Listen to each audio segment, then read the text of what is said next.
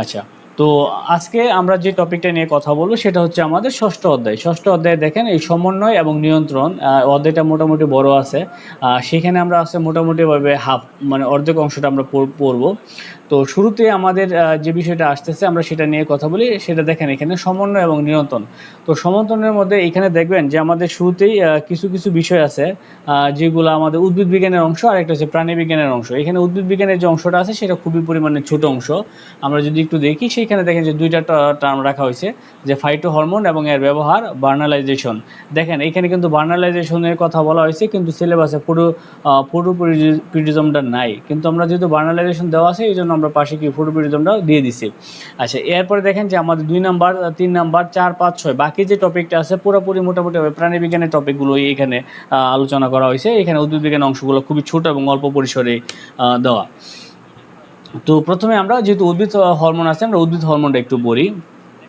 দেখেন যে উদ্ভিদ হরমোনটা কি, যে উদ্ভিদের নির্দিষ্ট কোষ উৎপন্ন অতি অল্প পরিমাণে কার্যকর উৎপত্তি স্থল থেকে দূরে গিয়ে শরীরবৃত্তীয় কার্য নিয়ন্ত্রণকারী জৈব পদার্থকে বলা হয় উদ্ভিদ হরমোন। উদ্ভিদ হরমোনটা হচ্ছে আমাদের এমন একটা হরমোন যেটা হচ্ছে কি উদ্ভিদের একটা নির্দিষ্ট কোষে কী হবে, উৎপন্ন হবে, এবং সেটা যে উৎপন্ন হবে সেটা কিন্তু অল্প পরিমাণ, খুব বেশি পরিমাণ না, অল্প পরিমাণ উৎপন্ন হবে। এবং উৎপত্তি স্থল থেকে, উৎপত্তি স্থল মানে কি, যেমন ধরেন এই জায়গায় উৎপন্ন হয়েছে খুবই অল্প পরিমাণে একটা নির্দিষ্ট কোষ, যেমন ধরেন এইটা একটা নির্দিষ্ট কোষ, এখানে খুব অল্প পরিমাণে উৎপন্ন হবে। উৎপন্ন হওয়ার পরে এটা দূরবর্তী কোনো একটা জায়গায় গিয়ে কী করবে, সে তার শারীরবৃত্তীয় কাজগুলো কী করবে, কাজগুলো নিয়ন্ত্রণ করবে, এবং সেই সকল জৈব পদার্থকে আমরা বলি উদ্ভিদ হরমোন বলা হয়। যেমন এখানে উদাহরণ হিসেবে আমরা একটা উদাহরণ নাম দিছি অক্সিন, যেটাকে বলা ইন্ডুল 3-অ্যাসিটিক অ্যাসিড। আচ্ছা, প্রধান যে বৈশিষ্ট্যগুলো আছে, প্রধান বৈশিষ্ট্যগুলো আপনারা একবার পড়লে মোটামুটি বুঝতে পারবেন। প্রথম বৈশিষ্ট্যগুলো হচ্ছে আমাদের দেখেন যে এক স্থান থেকে অন্য স্থানে কী হয়, বাহিত হয়ে কাজ করে, খুব অল্প পরিমাণে কী হয়, কার্যকর হয়, পুষ্টি দ্রব্য না, এটা নিয়ন্ত্রণ পদার্থ, এটা নিয়ন্ত্রক, এটা বিভিন্ন ধরনের কী করে, পদার্থ নিয়ন্ত্রণ করে। সাধারণত উদ্ভিদের কাণ্ড এবং কি শীর্ষস্থ ভাজক টিস্যু বা কচি পাতায় কী হয়, সংশ্লেষিত হয়। আচ্ছা, নির্দিষ্ট স্থানে বিপাক এবং কী হয়, বৃদ্ধি নিয়ন্ত্রণ ঘটে। তারপরে আছে কি সাধারণত মেরুবাহী বা পরিবহন ঘটে। আচ্ছা, আমি আরেকটা কথা বলি, আমার মনে হয় যতটুকু ধারণা, যে আমার কোর্সে যারা যারা নিয়মিত ক্লাস করতেছে প্রত্যেকের কাছে বই গেছে, দু একজন ব্যতীত। যদি আপনাদের পিডিএফ এখন হয়তো পিডিএফের গুরুত্ব অনেকটা কমে গেছে, যদি পিডিএফ লাগে আমাকে একটু কাইন্ডলি কমেন্টে জানাবেন যে কার কার কি পিডিএফ লাগবে। আর আপনারা অনেকের কাছে বই চলে গেছে, এখন আর পিডিএফের গুরুত্ব নাই, এখন ক্লাস করার পরে আপনারা সরাসরি বই ধরে ধরে পড়তে পারবেন। এবং শুধু এটা না, আপনার যদি মনে হয় যে স্যারের ক্লাসটা একটু লেট হইতেছে, আপনি অ্যাডভান্স পড়ে ফেলেন এবং পিছনের অংশগুলো পড়ে ফেলেন। পিছনের অনেক অংশগুলো আমরা করি নাই, মোটামুটিভাবে ওই আপনার বিগত ইয়ারের প্রশ্নগুলো আপনাদেরকে আগে দেওয়া হয় নাই। আরেকটা বিষয় হচ্ছে, আমি কিন্তু আপনাদের এইখানে বিগত ইয়ারের প্রশ্নগুলো অ্যাড করার সাথে সাথে আমি পাশাপাশি প্রত্যেকটা অধ্যায় অনুসারে আমি আমার ওয়েবসাইটেও ইনক্লুড করে রাখছি। যদি কোর্স শেষ হয়ে যায়, যদি 1 বছর পরে যদি আপনাদের নিবন্ধনের সার্কুলার আসে, আমি আপনাদের পরীক্ষা নিতে পারবো অ্যাটলিস্ট প্রত্যেকটা অধ্যায়ের আলাদা আলাদা করে। এবং এই যে বই আছে, সরাসরি বইয়ের উপরই আপনাদের পরীক্ষাগুলো হবে, মোটামুটিভাবে বইয়ের উপরই পরীক্ষা হবে। আচ্ছা, তারপরে যদি আমরা যাই উদ্ভিদের ফাইটো হরমোনের শ্রেণীবিন্যাসটা কী কী আছে, আমরা একটু শ্রেণীবিন্যাসটার দিকে যদি আমরা একটু তাকাই, তো প্রথমেই যে বিষয়টা আসতেছে আমাদের দেখেন যে উৎপত্তির উপর ভিত্তি করে উদ্ভিদ হরমোন বা ফাইটো হরমোন বা বৃদ্ধি নিয়ন্ত্রক কতগুলোকে কয় ভাগে ভাগ করা হয়েছে, 3 ভাগে ভাগ করা হয়েছে। তো এই যে 3টা ভাগ আছে, আমরা 3টা ভাগ দেখি। প্রথম হচ্ছে কি প্রাকৃতিক ফাইটো হরমোন বা উদ্ভিদ হরমোন, যেগুলো প্রকৃতি থেকে কী হয়, প্রকৃতিতে পাওয়া যায়, উদ্ভিদ তার নিজের দেহে নিজে কী হয়, অটোমেটিকভাবে নিজের দেহে সে তৈরি করে, সেগুলোকে আমরা উদ্ভিদ হরমোন বলি বা ফাইটো হরমোন বলা হয়। আর কৃত্রিমভাবে মানে কি বাহির থেকে প্রয়োগের মাধ্যমে যে হরমোনগুলো প্রয়োগ করা হয় সেগুলোকে আমরা কৃত্রিম হরমোন বলি। আর অনুমোদিত যে হরমোনগুলো আছে সেগুলো হচ্ছে আপনাদের অনুমোদিত, যেমন বার্নালাইজেশন, একটু পরে আমরা ক্লাসিফিকেশন দেখলে আপনাদের আরও ক্লিয়ার হয়ে যাবে। আচ্ছা, তো প্রথমে যে বিষয়টা আছে সেই বিষয়টা হচ্ছে যে উদ্ভিদের ফাইটো হরমোন বা উদ্ভিদ হরমোন কাকে বলা হয়। সাধারণত উদ্ভিদের দেহের যে হরমোনটা কী হয়, সংশ্লেষিত হয়, সেই হরমোনটাকে প্রাকৃতিক হরমোন বলা হয়।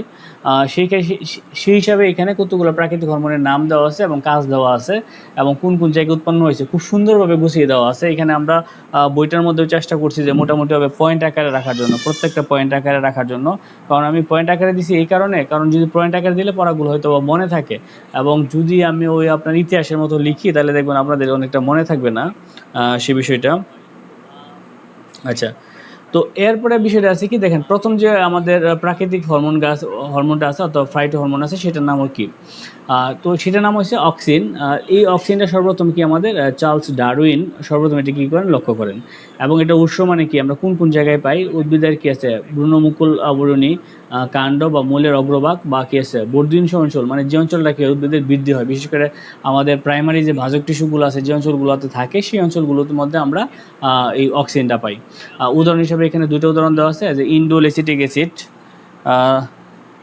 ইন্ডোলেসিটিক অ্যাসিড আছে, তারপরে গেছে ন্যাপথিলিন অ্যাসিটিক অ্যাসিড। উদাহরণগুলো মনে রাখবেন, এটা পরীক্ষাতে অনেক সময় আসে। তো কাজগুলোর দিকে যদি আমরা একটু তাকাই, প্রথম বিষয় হচ্ছে কি আলুর দিকে বৃদ্ধি। এই যে উদ্ভিদের কাণ্ড স্বাভাবিকভাবে আমরা যদি কোনো জায়গায় রেখে দিই, তাহলে উদ্ভিদের কাণ্ডটা সবসময় আলুর দিকে কী হয়, বৃদ্ধি পায়। এবং অন্ধকারের দিকে কী হয়, মূলের বৃদ্ধি ঘটে। তার মানে আমরা জানি যে উদ্ভিদের কাণ্ড এবং মূলের দুই দিকে বৃদ্ধি ঘটে। একটা হচ্ছে আলুর দিকে হয় উদ্ভিদের কাণ্ড বা উদ্ভিদের অগ্রভাগ আলুর দিকে বৃদ্ধি পায়, এবং মূলটা বৃদ্ধি পায় অন্ধকারের দিকে। এই যে বৃদ্ধিটা ঘটতেছে, এই বৃদ্ধিটা ঘটে অক্সিন হরমোন এর প্রভাবে। আচ্ছা, এখন দেখেন মূল গঠন। আচ্ছা, শাখা কলমের অস্থানিক মূল গজাতে সহায়তা করে। এই যে আমাদের শাখা কলম যেগুলো আছে, শাখা কলম বলতে আমরা কোনগুলো বলতেছি, যেমন ধরেন আমাদের কোনো একটা গাছে আমরা লেবু গাছ অথবা যে কোনো পেয়ারা গাছ বলেন, সেই গাছে যখন আমরা কলম করি, এই কলমের মধ্যে আমরা অনেকটা কী করি, বিভিন্ন ধরনের জৈব পদার্থ দিয়ে রাখি। তো এই যে মূলগুলো গজায়, অস্থানিক যে মূলগুলো গজাইতেছে, তো এই অস্থানিক বা টিটিয়াস যে মূলটি আছে, এই মূলটা গজাতে সহায়তা করে কি এই অক্সিন। আচ্ছা, ফল ঝরে পড়া রোধ করে। বিভিন্ন সময় গাছে যে আমাদের ফলগুলো থাকে, এই ফলের অকাল ফল এবং পাতা ঝরে পড়া কমাইকে অক্সিন হরমোন। আচ্ছা, তারপরে যে বিষয়টা আমাদের আসতেছে সেটা হচ্ছে বৃদ্ধি নিয়ন্ত্রণ। তো বৃদ্ধি নিয়ন্ত্রণটা হচ্ছে এইরকম আমাদের, যে উদ্ভিদের সামগ্রিক বৃদ্ধি নিয়ন্ত্রণ করে, এবং বিশেষ করে সাধারণভাবে নিম্নমুখীভাবে কী হয়, পরিবাহিত হয়। তারপরে আছে আমাদের বীজহীন ফলশীল। এটা খুবই ইম্পর্টেন্ট, আমাদের এই জিনিসটা খুবই ইম্পর্টেন্ট, এটা পরীক্ষাতে আসার মতো একটা প্রশ্ন, যে অক্সিজেনের প্রভাবে কী হয়, বীজহীন ফল উৎপন্ন হয়। বীজহীন ফল উৎপাদনে সহায়তা করে কি অক্সিন। তারপরে যদি আমরা আরেকটু বিষয়গুলোতে যাই, আমাদের শারীরবৃত্তীয় কাজ, যেমন ধরেন কোষে কী আছে অভিস্রবণ এবং কী শ্বসনের হার বৃদ্ধি করে এই অক্সিন হরমোন প্রভাব। আচ্ছা, তাহলে এইগুলো আমাদের অক্সিন হরমোন। এরপরে যদি আমরা যাই, কী আছে জিবেরেলিন, যে আরেকটা হরমোন আছে, সেই হরমোনটার নিয়ে আমরা একটু কথা বলি। দেখি আপনাদের ইয়াদার কী অবস্থা, কমেন্টের কী অবস্থা, কে কে দেখতেছেন।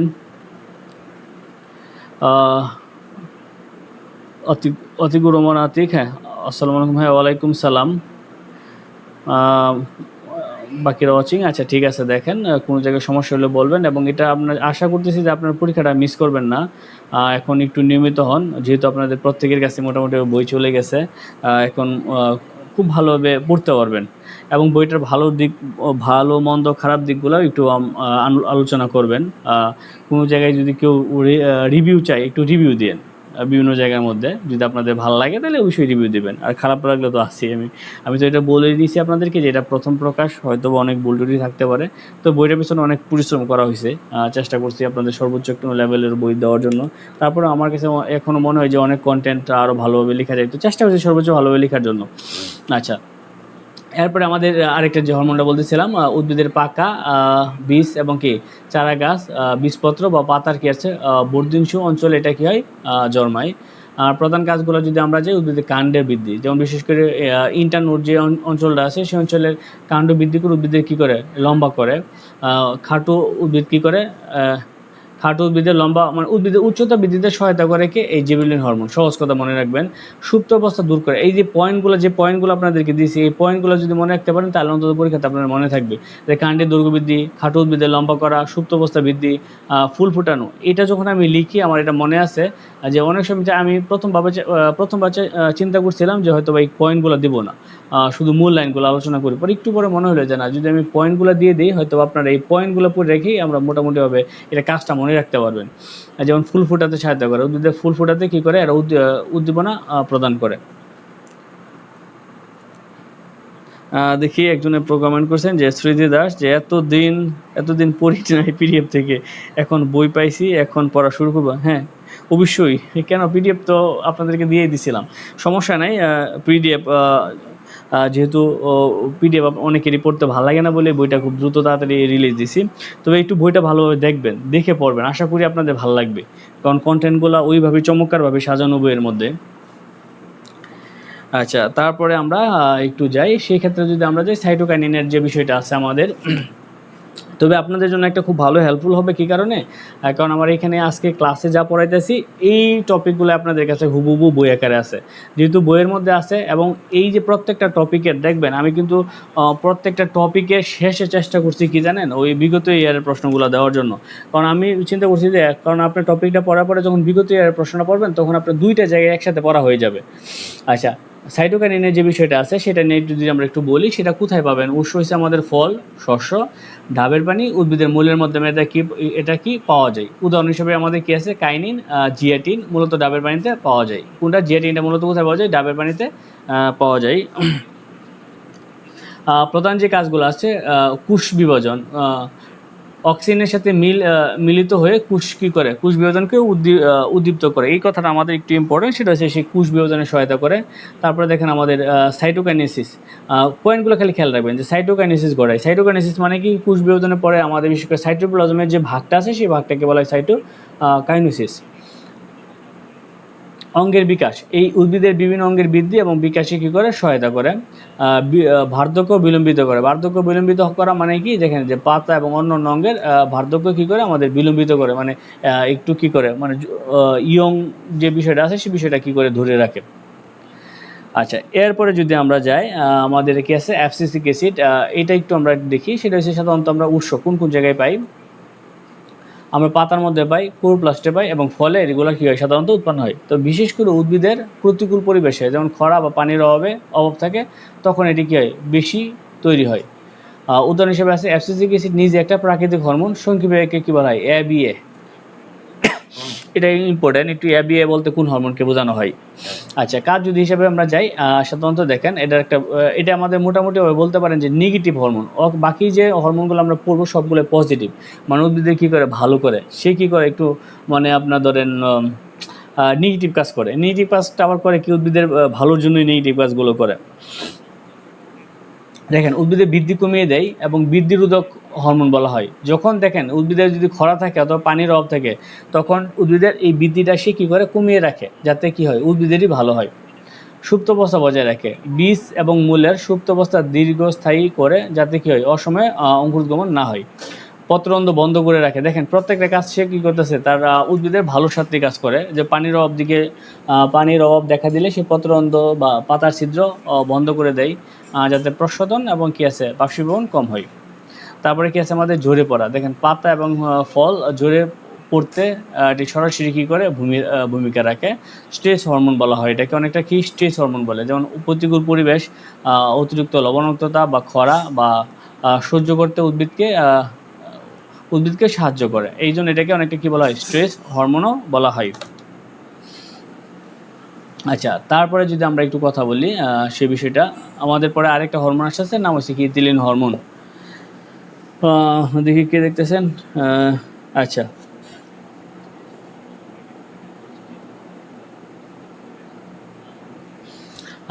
আমি যে কথাটা একটু আগে বলতেছিলাম আপনাদের, কোর্স কিন্তু আপনাদের শেষ হয়ে গেল, কিন্তু কোর্স চলবে। কী কারণে চলবে? সেটা হচ্ছে কি, আপনাদের পরীক্ষা নেব প্রচুর পরিমাণে। এরপরে হয়তো বা ক্লাস আর নেব না ওইভাবে। যদি ক্লাসগুলো শেষ হয়ে যায়, আমাদের ক্লাস শেষ হওয়ার পরে আমরা কী করব? সপ্তাহে 1টা 2টা 3টা করে পরীক্ষা দেবো। যদি দেখি যে সার্কুলার পাবলিশড হয়ে গেছে তাহলে আমরা পরীক্ষা বাড়াবো। আপনাদের পরীক্ষা নেওয়ার মতো আমার যথেষ্ট পরিমাণে MCQ ইনপুট করা আছে। এই বইয়ের উপযোগী বললাম না, যে বইয়ের যে আমরা MCQগুলো দেখতেছেন, এই বইয়ের MCQ দিয়েই আমি অনেকগুলো পরীক্ষা তৈরি করে রাখছি, যেগুলো আপনারা পরীক্ষা দিতে পারবেন। শেষের দিকে দেখি এগুলো প্র্যাকটিসে পাঠিয়ে দিতে পারি। আরেকটা বিষয় আমার কাছে মনে হচ্ছে যে আপনাদের নিবন্ধনের সার্কুলার আরও একটু দেরি হতে পারে, কারণ যেভাবে তারা শুরু করছে, যে বদলি প্রক্রিয়াটা শুরু করেছে, এই বদলি প্রক্রিয়া মানে হওয়ার পরে দেখা যাচ্ছে যে নিবন্ধন সার্কুলার হইতে অনেক দেরি হতে পারে, 1-2 মাস লাগতে পারে আমার কাছে কেন জানি মনে হচ্ছে। তারপরে বলা যায় না কোন সময় কী হয়। আচ্ছা, আমরা একটু ইথিলিন বিষয়টা দেখি। তো ইথিলিনের বিষয়টা হচ্ছে উৎস, যে বিষয়টা আছে দেখেন, উৎস ফল, ফুল, বীজ, পাতা, মূল। এটা ওয়ান কাইন্ড অফ এক ধরনের কী আছে? আমাদের গ্যাসীয় হরমোন আছে। উদাহরণ হিসেবে আছে আমাদের কি? Ethylene gas. আচ্ছা, এই বিষয়টা একটু খেয়াল রাখবেন। আমাদের যত হরমোন আছে প্রত্যেকটা হরমোনের মধ্যে একমাত্র গ্যাসীয় হরমোন হচ্ছে ইথিলিন। আচ্ছা, কাজগুলো কী কী আছে আমাদের? কাজগুলো হচ্ছে এখানে গিয়ে দেখেন যে ফল পাকাতে কী করে? সাহায্য করে। মানে এটাই সবচেয়ে বেশি পরিমাণে ইম্পর্টেন্ট। এই লাইনটাই প্রচুর পরিমাণে পরীক্ষাতে আসবে যে ফল পাকাতে সাহায্য করে কি ইথিলিন হরমোন। অঙ্কুরোদ্গমনে কী করে, অঙ্কুরোদ্গমনে সহায়তা করে এবং ঝরে পড়া কী করে, ত্বরান্বিত করে, মানে বাড়িয়ে দেয়। অপ্রয়োজনীয় ফুল ফল পাতা এগুলো দ্রুত কী করে ঝরিয়ে দেয় এবং বিকাশ কী করে, চারা কাণ্ডে বৃদ্ধি করে লম্বা হতে সাহায্য করে এবং ফুল এবং ফল সৃষ্টিতে সহায়তা করে। তো সবচেয়ে বেশি পরিমাণে ইম্পর্টেন্ট হচ্ছে সে ফল পাকাতে সহায়তা করে এবং এটা হচ্ছে একমাত্র কী ধরনের হরমোন, গ্যাসীয় হরমোনকে ইথিলিন। এই তিনটা লাইন খুব ভালো করে মনে রাখবেন। আচ্ছা, এতক্ষণ আমরা যেগুলো পড়লাম সেগুলো সবগুলো ছিল আমাদের কৃত্রিম হরমোন। এখন আমরা দেখব প্রাকৃতিক হরমোন। তো এই প্রাকৃতিক হরমোনগুলো হচ্ছে কি, যেগুলো আমাদের পরিবেশের মধ্যে বাহির থেকে কী করা হয়, প্রস্তুত করা হয়। দেখেন যে উদ্ভিদের যে সকল রাসায়নিক পদার্থ প্রাকৃতিক হরমোনে নেয়, উদ্ভিদের বৃদ্ধি এবং পরিস্ফুটনে কাজ করে, সেগুলোকে বলে হয় কি প্রাকৃতিক হরমোন। যেমন কি আছে আমাদের ন্যাপথেলিন, এসিটিক অ্যাসিড। আচ্ছা, এরপর দেখবো আমরা অনুমোদিত বা কি আছে প্রকল্পিত হরমোন, যেটাকে আমরা সংক্ষেপে বলি প্লাস্টুলেটেড হরমোন। এটা ইম্পর্টেন্ট, আমাদের খুব ইম্পর্টেন্ট যে প্লাস্টুলেটেড হরমোন কাকে বলা হয়। এই ইংলিশটাই দেখবেন যে একটা সরাসরি আমাদের বিশেষ করে ওই আমাদের মাধ্যমিকের বই এটা সরাসরি ছিল। দেখেন যেমন দুইটা প্লাস্টুলেটেড হরমোনের নাম দেওয়া আছে, একটা হচ্ছে ফ্লোরিজেন। পস্টুলেটেড হরমোনের একটা নাম হচ্ছে কি ফ্লোরিজেন, আর একটা হচ্ছে বার্নালিন। তো ফ্লোরিজেন, এটা বিষয়ে খেয়াল রাখেন যে ফ্লোরিজেন পাতায় উৎপন্ন হয় এবং কি করে ফুল ফুটাতে সহায়তা করে। এর ইম্পর্টেন্ট পরীক্ষাতে যে ফ্লোরিজেনের কাজ কী, যদি ফ্লোরিজেনের কোনো কারণে আসে যে ফ্লোরিজেনের কাজ কী, তখন শুধু একটা কথাই মনে রাখবেন যে এটা ফুল ফুটাতে কী করে, সহায়তা করে এবং এটা কোথায় উৎপন্ন হয়, পাতার মধ্যে উৎপন্ন হয়। আচ্ছা, বার্নালিনের যে বিষয়টা আছে, বার্নালিন এটি উদ্ভিদের ফুল এবং কি জনন বিশেষ করে ফুল এবং কি উদ্ভিদের দ্রুত ফুল ফোটাতে সহায়তা করে। একটু পরে আমরা ডিটেলস পড়ব। এই ক্ষেত্রে যদি আমরা একটু দেখি কৃষি এবং উদ্যান ক্ষেত্রে হরমোনের প্রয়োগগুলো আছে, এই হরমোনের প্রয়োগগুলো আমরা এখন আর বলবো না, কারণ এইখানে আমরা অলরেডি ভেঙে আলোচনা করে আছি। আমাদের দেখেন এখনও টপিক আছে প্রায় কয়টা, 4 পৃষ্ঠা আমরা পড়ছি, পৃষ্ঠা আছে 18টা। দেখেন এগুলোকে রুটিন হরমোন বলা হয় কাকে। আচ্ছা, এটা দরকার নেই, এটা আপনারা নিজেরা পড়ে নেবেন। এখানে অনেকগুলো সুন্দর সুন্দর প্রশ্ন আছে বা জিনিস আছে, আমরা একটু দেখি কে কে আপনারা দেখতেছেন বা কথা বলতেছেন। আচ্ছা, যেমন তাসবির, আচ্ছা এইমাত্র জয়েন করলেন। আচ্ছা ঠিক আছে, আপনারা একটু বলবেন আমাকে যে ক্লাসটা কেমন লাগতেছে, অথবা বইটা সম্বন্ধে একটু বলবেন। আচ্ছা, তারপরে আমরা যদি সরাসরি চলে যাই, এই যে গুরুত্বটা আছে হরমোনের, এটা আপনারা নিজে একটু পড়বেন। এটা সিটাকে পিডিএফ দিয়ে দেবো না। আচ্ছা, এরপর যদি আমরা যাই ফটোপিরিয়ডিজম, এটা একটু ইম্পর্টেন্ট। এটা কিন্তু সিলেবাসে নাই, কিন্তু তারপরে আমার কাছে মনে হইতেছিল যে এটা পরীক্ষাতে আসার মতো একটা প্রশ্ন। তো প্রথম বিষয়টা হচ্ছে যে ফটো শব্দ হচ্ছে কি আলো, আর পিরিয়ড শব্দ হচ্ছে সময়কাল। ফটোপিরিয়ডিজম শব্দ হচ্ছে আলো সময়কাল। উদ্ভিদের ফুল ফোটার বা পুষ্পায়নের উপর দিনের আলো বা অন্ধকারের স্থায়িত্ব বা সময়কালের প্রভাবকে বলা হয় কি ফটোপিরিয়ডিজম। এটা ইম্পর্টেন্ট, একটু মনে রাখবেন। 1900 সালের দিকে 20 সালের দিকে কে আছে, বিজ্ঞানী গার্নার এবং কিয়ালার্ট মেরিল্যান্ড ম্যামথ নামক তামাক উদ্ভিদের উপর পরীক্ষা চালিয়ে এটি প্রথম লক্ষ্য করেন এবং নামকরণ করেন। স্যার কেমন আছেন? এই তো আলহামদুলিল্লাহ, আল্লাহ ভালোই রাখছে। আপনি কেমন আছেন সেটাও জানাবেন। আচ্ছা, আপনাদের কমেন্টগুলো আমি একটু দেখতেছিলাম।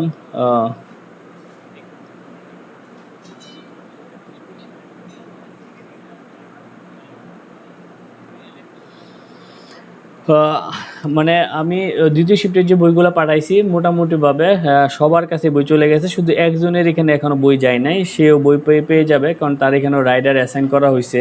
সে বইটা সম্ভবত হয়তো বা আগামীকাল পাবে, এটা মোটামুটি নিশ্চিত। আর প্রত্যেকের কাছে বই চলে গেছে। তো এই জন্য আপনাদের এখন যেহেতু বলছিলাম আমি যে বইটা নেওয়ার পরে আমরা ক্লাস শুরু করব, কারণ অনেকের পিডিএফ ভালো লাগে না।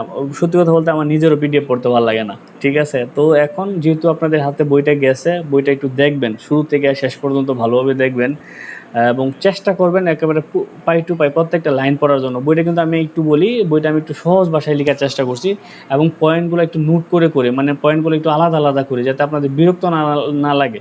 বইটা পড়ে আমি শুরুতে বলছিলাম যে বইটা পড়ে মজা পাবেন, কারণ মজা তো আপনারা দেখতেছেন, আপনাদেরকে সরাসরি শীট দিয়ে দিচ্ছি। তো এই কারণে মজা পাবেন, কারণ বইটা মানে খুব সাজানো গুছানো একটা বই। এবং এখন যেহেতু মোটামুটি বই পেয়ে গেছেন, প্রত্যেকের হাতে চলে গেছে, এখন একটু ভালো করে একটু দেখেন, প্রত্যেকটা পয়েন্টই পড়েন এবং পরীক্ষাগুলো একটু ভালোভাবে দেওয়ার চেষ্টা করবেন। আচ্ছা, এরপরে আমরা যদি আমাদের মোটামুটি কোর্সটা শেষ হয়ে গেলে আমরা বইয়ের উপরে আমরা কি করব, যে বইটা আপনারা পাইছেন এই বইয়ের উপরে এমসিকিউ পরীক্ষা নেব টোটালি। আপনার এক এক অধ্যায় একটা লাগে, দুইটা লাগুক, তিনটা চারটা করে আমরা পরীক্ষা নিতে পারবো, সেই অনুপাতে রেখে দিছি। যদি নিবন্ধনের সার্কুলার এই বছর নাও আসে, অন্তত আপনাদেরকে আমি পরীক্ষা নিয়ে চালাইতে পারবো। আচ্ছা, আমরা একটু দেখি যে আলো এবং অন্ধকারের দৈর্ঘ্যের উপর ভিত্তি করে শ্রেণীবিন্যাসটা যদি একটু তাকাই, সেখানে আমরা 3 ভাগে ভাগ করা হয়েছে। একটা হচ্ছে দীর্ঘ দিন বা লং ডে প্লান্ট, আর একটা হচ্ছে শর্ট ডে প্লান্ট, আর একটা হচ্ছে ডে নিউট্রাল। তো দীর্ঘদিন উদ্ভিদ এটা আমরা মোটামুটি খুব ভালোভাবে জানি, যেটা সাধারণত আমাদের কী হয়, আমাদের দিন কখন দীর্ঘ থাকে, মানে সামার, মানে আমাদের গ্রীষ্মকালীন যে উদ্ভিদগুলো আছে সেগুলোই হবে দিন দীর্ঘ উদ্ভিদ। সেইখানে গড়ে কত 12 থেকে 16 ঘন্টা কি লাগবে, আলোর প্রয়োজন হবে। উদাহরণ হিসাবে আমাদের এখানে আছে, দেখেন, পালং শাক, আফিম, ভুট্টা, জব এবং লেটুস এবং সিম। এবং শুধু একটা কথা বলি একটু আপনাদেরকে, মাঝখানে একটু ইন্টারাপ্ট করি।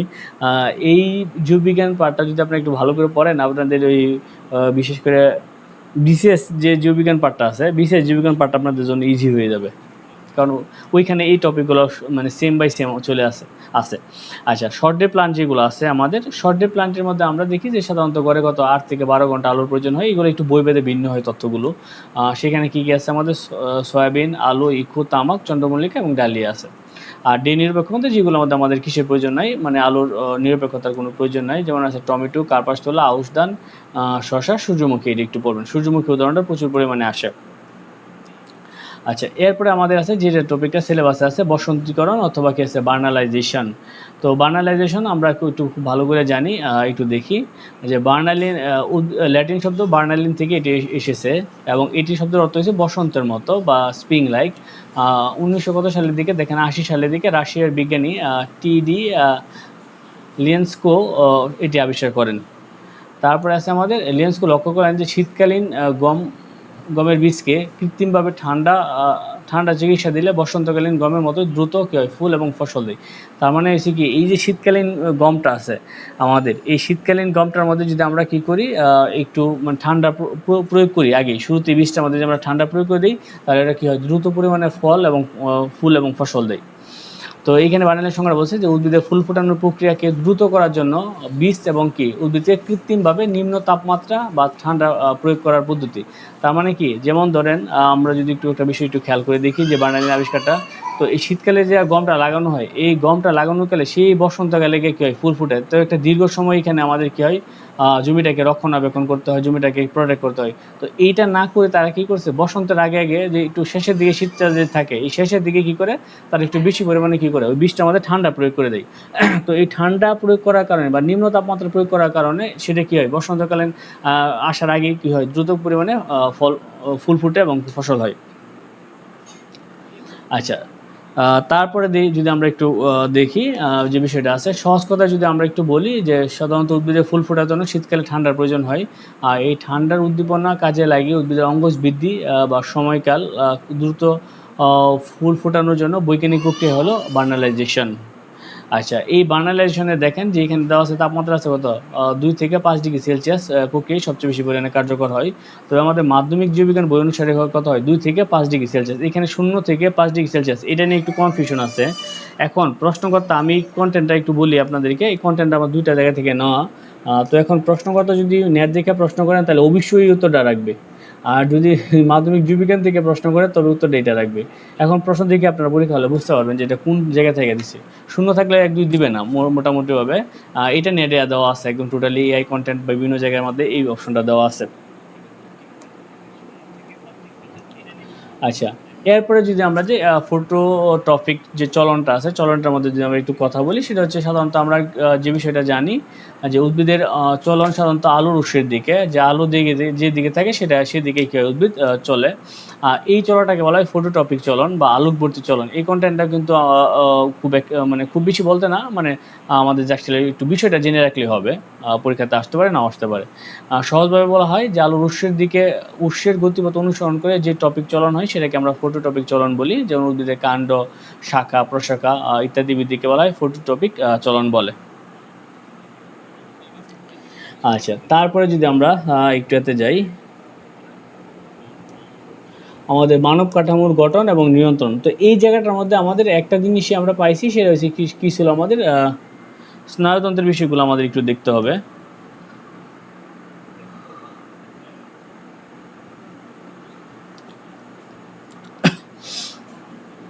আচ্ছা, এই জায়গাটার মধ্যে দেখি আমরা নিয়ন্ত্রক এবং কি আছে সমন্বয় কাকে বলা হয়।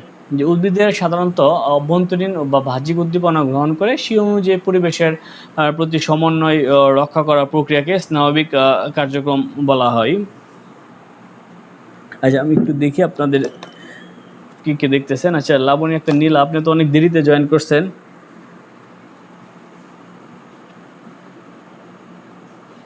আচ্ছা, তো এই যে এইগুলাকে বলা হয় নিয়ন্ত্রক এবং কি সমন্বয় বলা হয়। আমরা প্রথম যদি একটু তন্ত্র বিষয়টা দেখি, আমি আর একটু একটা বিষয় বলি। আপনারা যদি একটু ভালোভাবে পড়েন, অন্তত নিবন্ধনে আপনাদের মানে হাইস্ট করে যে পরিমাণ পোস্ট আছে, মানে 1400 পোস্ট, কিন্তু অনেক পোস্ট। এখানে আপনাদের হতাশ হওয়ার কিছুই নেই। 1400 পোস্ট মানে মোটামুটিভাবে যদি থাকে, তাহলে সেটা অনেক পোস্ট, এবং এটা প্রত্যেকেরই মোটামুটি চাকরি হবে, একটু যাদের ভালো পরিমাণে প্রিপারেশন আছে। আর জেনারেল পার্টটা নিয়ে আমি একটু আপনাদেরকে বলি। সেটা হচ্ছে জেনারেল পার্ট অবশ্যই আপনারা যে কাজটা করবেন সেটা হচ্ছে আপনারা সবার আগে বিসিএস এর যে প্রশ্নগুলো আছে সেগুলো ব্যাখ্যা সহ পড়বেন। তারপরে কি শিক্ষক নিবন্ধনের প্রশ্নগুলো ব্যাখ্যা সহকারে পড়বেন। তারপরে কি দেখবেন প্রাইমারি যে প্রশ্নগুলো আছে ব্যাখ্যা সহকারে পড়েন। এই প্রশ্নগুলো যদি পড়ে থাকেন, তাহলে আপনার মোটামুটিভাবে শিক্ষক নিবন্ধনের যে 100 মার্ক আছে, জেনারেলের যে 100 মার্ক আছে, সেটা মোটামুটি আপনাদের কাভার হয়ে যাবে।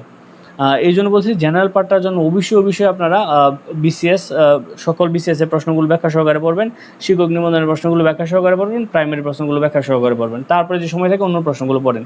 তবে এইটার উপর আপনারা একটু বেশি পরিমাণে গুরুত্ব দেন।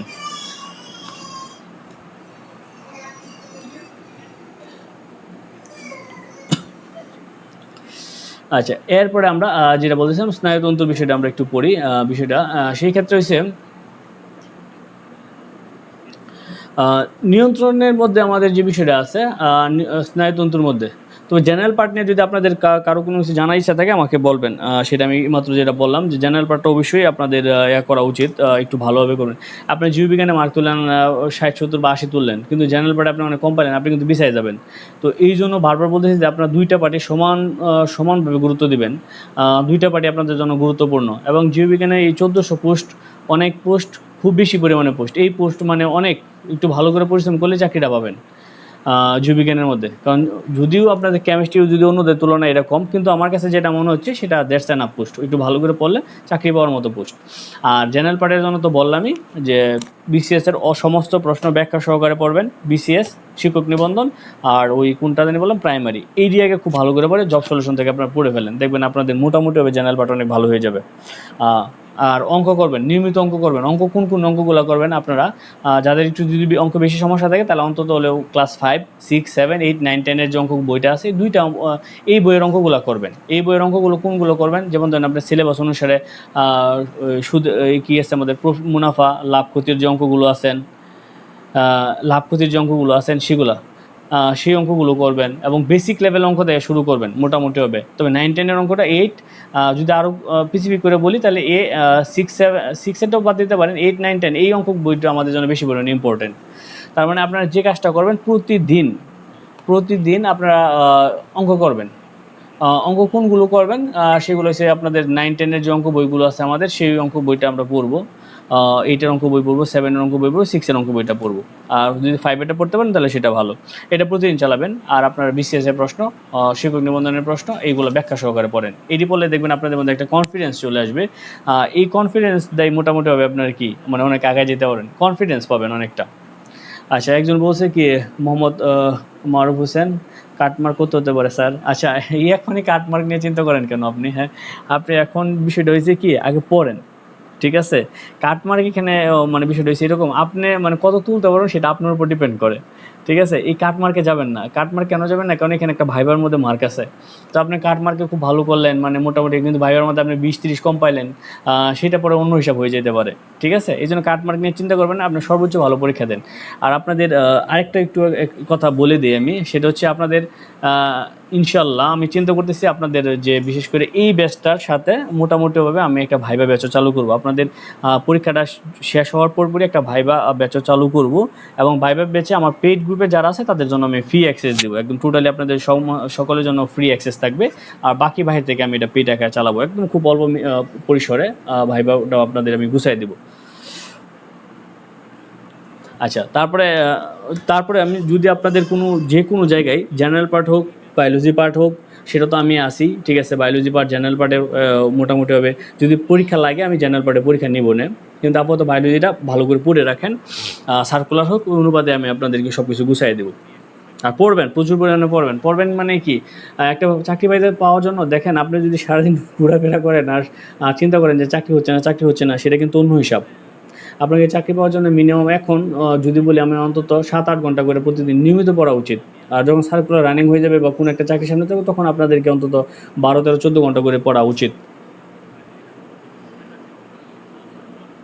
আচ্ছা, তারপরে আমি দেখি সার্কুলার অপেক্ষা আছি। সার্কুলারটা আমার কাছে মনে হচ্ছে একটু লেট হতে পারে। সার্কুলারটা হলে আমি আপনাদের দিকে একটা জুম মিটিংয়ে আপনাদের একটু অনুভূতি নেওয়ার চেষ্টা করব, প্রত্যেকের সাথে আমি সরাসরি কথা বলার চেষ্টা করব।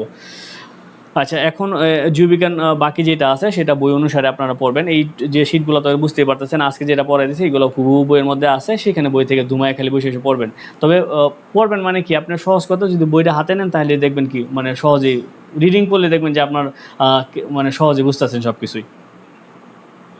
হ্যাঁ,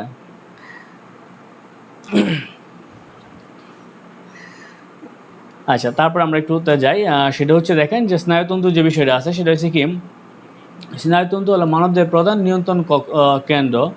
এটি মস্তিষ্ক এবং কি আছে সুষুম্না কাণ্ড এবং কি স্নায়ুতন্ত্র জটিল সমন্বয়ে গঠিত। এটি দেহের অভ্যন্তরীণ এবং বাহ্যিক উদ্দীপনা। এইটা দেখেন, যে এই যে কন্টেন্ট আমি পড়তেছি আপনাদের স্নায়ুতন্ত্র কন্টেন্ট, এই কন্টেন্টটা কিন্তু মোটামুটিভাবে দেখেন, আপনি কোন ক্লাসে বই ছিল না, এটা 7-এ বই ছিল, 7 না থাকলে 8-এ বই ছিল এবং 9-10 বইগুলোতে ছিল। এটা একটা খুব সহজ কন্টেন্ট। আমাদের যে বিশেষ করে স্নায়ুতন্ত্র কি মানবদেহের প্রধান নিয়ন্ত্রণ কক্ষ, এটাই আমাদের দেহের সব কিছু কী করে, নিয়ন্ত্রণ করে। আচ্ছা, আমি আপনাদের একটু পিডিএফটা দেখি যে তাসবির, হ্যাঁ অবশ্যই আমি ভাইবা ফ্রি দেবো আপনাদেরকে, সমস্যা নেই। সদর কর্মকার, এতদিন পড়ি নাই পিডিএফ থেকে, কি বলেন, ক্লাস তো অর্ধেক শেষ করে ফেলছি, এখন বলতেছেন যে পড়েন নাই। এখন বই পাইছি, এখন পুরা পড়া শুরু করব। হ্যাঁ, অবশ্যই আপনারা দেখেন, বইটা দেখেই মানে মোটামুটি দেখবেন পড়তে পারবেন, নিজে পড়তে পারবেন এখন। সিদ্ধার্থ, আপনার শীট পড়ে ভালো লাগছিল বলে আপনার কোর্সে বসে। আচ্ছা, ধন্যবাদ। যদি আরও মানুষকে সাজেস্ট করা লাগে অবশ্যই সাজেস্ট করবেন, আপনার পরিচিত যাদের থাকে। তবে আমি আপনাদেরকে আরেকটা বিষয় বলে রাখি, সেটা হচ্ছে আপনারা কিন্তু উদ্ভিদ বিজ্ঞান বইটা কিন্তু দেরিতে আসবে, কারণ সেটার কাজ অর্ধেক হয়েছে মোটামুটিভাবে বলা যায়। কিন্তু উদ্ভিদ বিজ্ঞানের যে কন্টেন্টগুলো বায়োলজি জীববিজ্ঞানের মধ্যে আছে, আমি মানে চেষ্টা করতেছি এই কন্টেন্টগুলো না মেলানোর জন্য, কারণ আমার বইয়ের গ্রাহকই হয়েছে আমার মোটামুটিভাবে কোর্স। ঠিক আছে, আমার কোর্সের বাইরে হয়তো বা 2-1টা সেল হইতে পারে, নাও হইতে পারে, সেটা নিয়ে আমার কোনো আফসোস নাই। কিন্তু আমি যেটা জিনিসটা চাইতেছি সেটা হচ্ছে কি, এই জীববিজ্ঞানের কন্টেন্টগুলো ভুটানের কন্টেন্টের সাথে আমি মিল রাখতে চাচ্ছি না।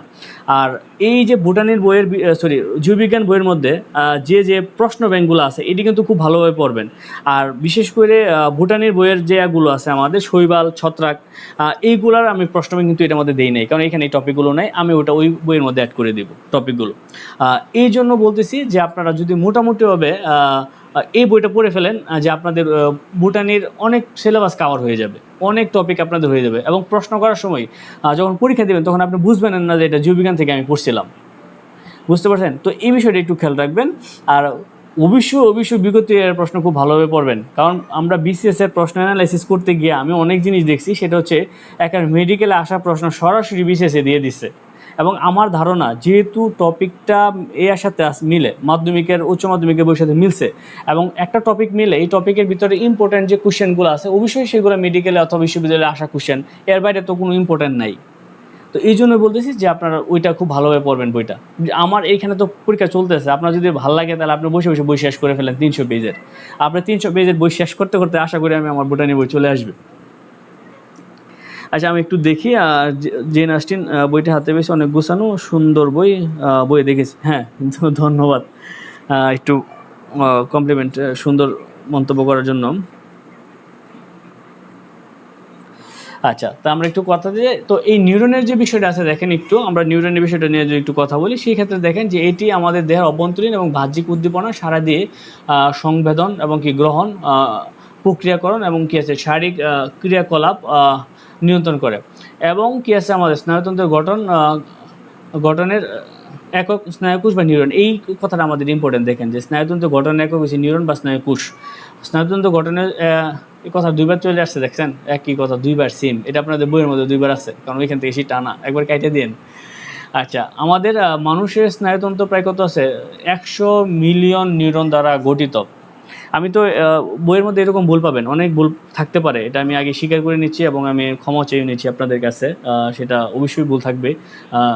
তো এই ভুলগুলো ক্ষমা সুন্দর দৃষ্টিতে দেখবেন, এবং এই ভুলগুলো যদি থাকে আমাকে একটু কাইন্ডলি আমার হোয়াটসঅ্যাপে একটু জানাই দেন, কারণ আমি এটা আপনাদের সংস্করণের পরবর্তী যে সংস্করণগুলো আছে অথবা বাকি যারা পড়তেছে আমি তাদেরকে এটা দিয়ে দেবো। আর আমি এখানে এটাও মনে করি সেই ক্ষেত্রে আপনারাও অনেক ভালো টপিক জানেন, আপনারা অনেকেই আমার থেকেও মেধাবী, এবং আপনাদের মধ্যেও অনেক টপিক খুব সুন্দরভাবে জানেন। যদি আপনাদের কোনো টপিক মনে হয় যে স্যার এই টপিকটা এইভাবে হয় না, এইভাবে হলে ভালো হতো, আমাকে স্যার পরামর্শ দিবেন।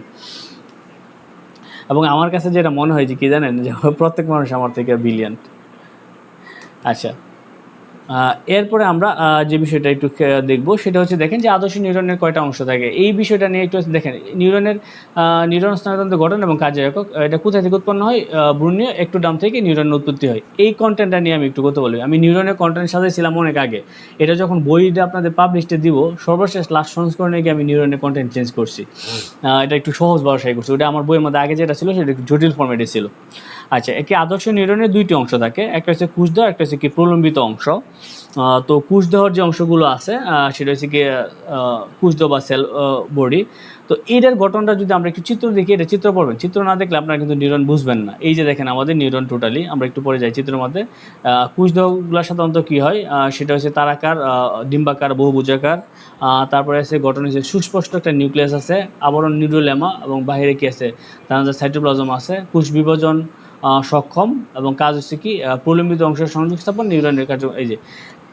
এই যে অংশটা আছে দেখেন, এই অংশ পুরাটাকে কি বলা হয়, কি কোষদেহ বলা হয়। একটু চিত্র নিয়ে আপনাদের বই আমার একটু কনফিউশন আছে, কারণ আপনাদের বই যে চিত্রগুলো দেওয়া হয়েছে চিত্রগুলো খুব সুন্দর এবং স্পষ্ট হয় নাই। এটা নিয়ে একটু কমপ্লেন থাকতে পারে আপনাদের। দেখেন, আমি এই বইয়ের শুরু থেকে শুরু করে, আমি এই বইয়ের রাইটার, আমি এই বইয়ের এডিটর, আমি এই বইয়ের চিত্র সংযোজনকারী বলেন, যেটা বলেন সব কিছু আমি নিজে করছি, ঠিক আছে। এই জন্য অনেক জায়গায় হয়তো বা ওইরকম ভালো হয় নাই। তো চিত্রগুলো আমি চিন্তা করতেছি যে আর সামনে ফিউচার আর সুন্দর করে দিব না। আচ্ছা, তো এটাগুলো আমার কোষদেহ। এই যে দেখেন একটা কোষদেহ আছে, আর এই কোষদেহের ভিতরে আমাদের কি আছে, সুন্দর করে একটা কি আছে, নিউক্লিয়াস আছে। আচ্ছা, তারপরে আমাদের কি আছে, কোষদের ভিতরে মাইলিন সিট আছে, সোয়ান কোষ আছে, এটা আমরা একটু পরে নিচে পড়বো। আচ্ছা, প্রলম্বিত অংশ, এইখানে একটু কথা বলি। এই আদর্শ নিউরনের অংশ কয়টা, দুইটা। এটা একটু মাধ্যমিকের বইয়ের মধ্যে একটু কনফিউশন আছে, সেটার মধ্যে একটা জায়গায় দুইটা বলছে, একটা জায়গায় তিনটা বলছে। তো আমার কাছে যেটা মনে হয় যে আপনারা দুইটাই ধরবেন। তো প্রলম্বিত অংশ, দেখেন এই যে কোষদেহ থেকে, এই কোষদেহ থেকে যে শাখাগুলো বের হয় সেগুলোকে প্রলম্বিত অংশ বলা হয়। তার মানে শাখা মানে কি, এইদিকে একটা শাখা গেছে, আর এই যে উপরে দেখেন আমাদের বিশেষ করে হরিণের যে শিংয়ের মতো যে অংশগুলো আছে সেগুলোকে প্রলম্বিত অংশ বলা হয়। এই দেখেন যে কোষদেহ থেকে উৎপন্ন শাখা প্রশাখা বা প্রলম্বিত অংশকে কি বলা হয়, প্রবর্তক বলা হয়। এটি সাধারণত দুই প্রকার হয়, একটা হচ্ছে ড্যান্ডন আর একটা হচ্ছে অক্সন। তো ড্যান্ড্রন কোনটা আর অক্সন কোনটা আমরা একটু বলি। ড্যান্ড্রন হচ্ছে কি, দেখেন ড্যান্ড্রনের যে বিষয়টা আছে সেটা দেখেন যে কোষদেহ থেকে উৎপন্ন ছোট এবং কি সূক্ষ্ম শাখা প্রশাখা যুক্ত, যাকে ড্যান্ড্রাইট বলা হয়। এই যে এইগুলা, এই যে ড্যান্ড্রাইট, এই ড্যান্ড্রাইটে কোষদেহ থেকে উৎপন্ন ছোট ছোট যে শাখাটা আছে সেটাকে ড্যান্ড্রাইট বলা হয়। এগুলো দেখেন নিউরোপ্লাজম, নিউরোফিল, নিচল দানা সহ সমস্ত কোষীয় অঙ্গাণু থাকে, তবে এখানে কোনো গলগি বডি থাকে না। কাজ হচ্ছে কি বাহির থেকে স্নায়ু উদ্দীপনা কোষের দেহে পাঠায়। আচ্ছা, আর অক্সিন যেটা আছে, অক্সন, যেটাকে অক্সন বলা হয়, এই যে এই লম্বা যে অংশটা আছে সেটাকে অক্সন বলা হয়।